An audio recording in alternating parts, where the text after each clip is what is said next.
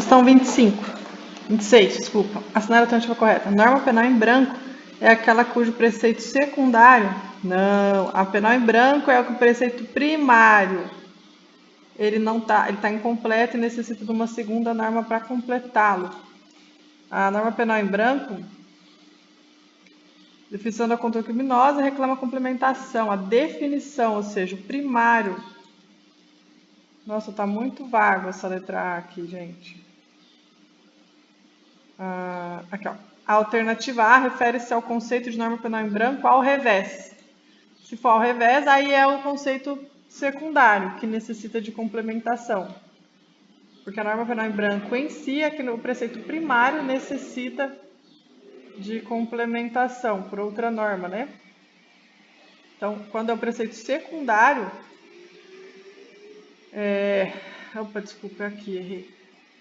Quando o preceito secundário... Cadê ao revés, gente? Aqui. Quando o preceito secundário necessita de complementação, é uma norma penal em branco ao revés, porque a norma penal em branco, a comum, norma penal em branco, em si, propriamente dita, é quando o preceito primário ocorre quando o preceito primário está em branco. Por exemplo, usar crime de drogas, usar drogas, vender drogas, etc., aqueles crimes, aqueles captos enormes, com verbos infinitos sobre droga, não define droga. Então, foi necessário uma lei... no caso, salvo engano, uma portaria administrativa, agora eu não lembro, uma norma administrativa regulamentar o que seria droga. Então, era o preceito primário que estava incompleto, no caso de drogas. Então, é uma norma penal em branco, tá? Que complementa.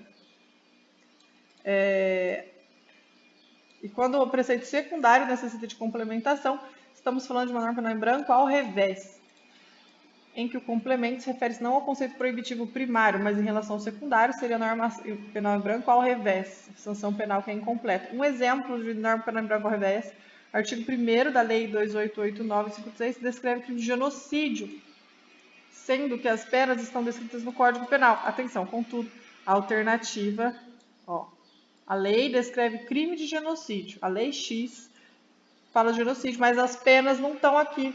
Então, o preceito secundário está no Código Penal. Isso é um exemplo de norma penal em branco ao revés, tá? Contudo, atenção, a alternativa merece uma ressalva, visto que complemento da norma penal em branco ao revés pode ser dado por lei. Só pode ser dado por lei. Ou seja, será homogênea, complementado por lei. Só será homogênea, complementada por lei, visto que portarias, regulamentos não podem tipificar penas.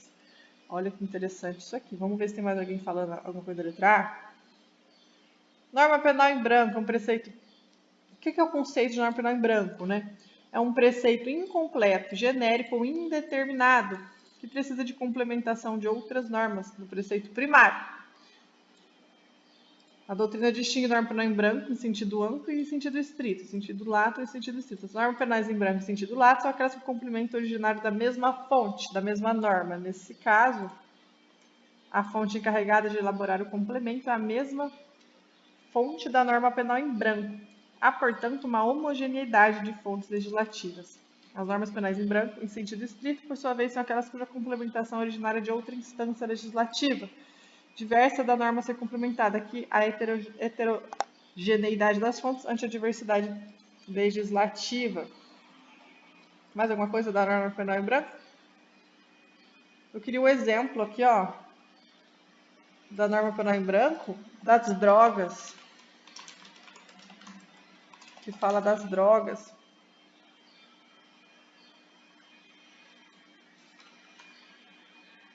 Não tenho a palavra branco aqui no meu computador. É isso, produção? Eu não tenho a norma penal em branco aqui. Dá para acreditar?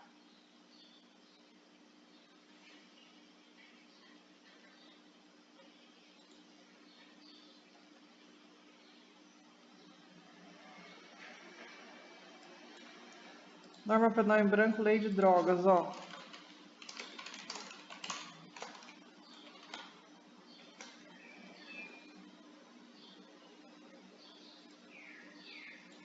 Ó, teve um aluno do Q-Concurso que falou que não pode ser complementado por uma portaria, né? Mas a norma penal em branco necessita de um complemento para definir seu alcance do preceito primário. O artigo 33 da droga, o termo drogas, ele é complementado de forma heterônima por uma portaria da Agência Nacional da Anvisa, uma portaria da Anvisa que define drogas, né? Então, eu não sei até que ponto está certo, está errado, eu não sei. Então, vamos voltar para a questão, só para você entender. Volta para a questão. Letra B. A teoria da imputação objetiva consiste em destacar o resultado naturalístico como objeto do bem jurídico penalmente tutelado?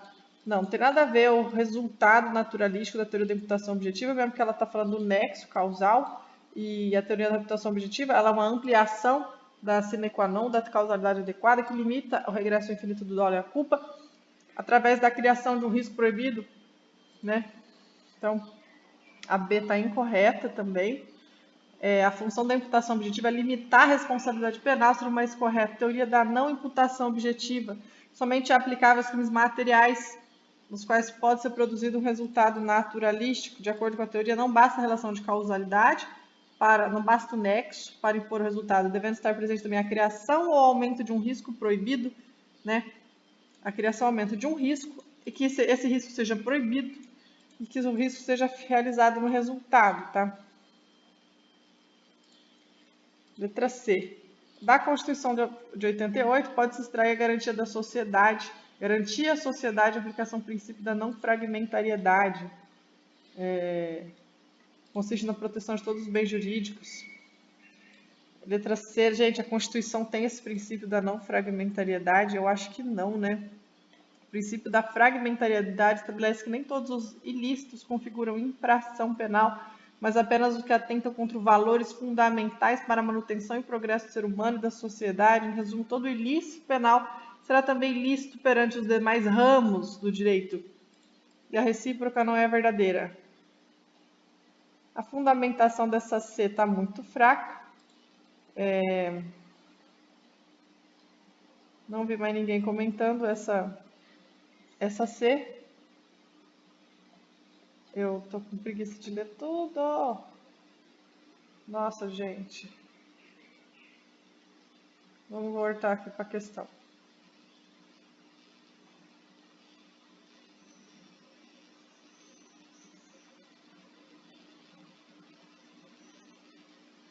Eu acho que a Constituição não tem esse princípio. O Código Penal adotou a teoria do resultado.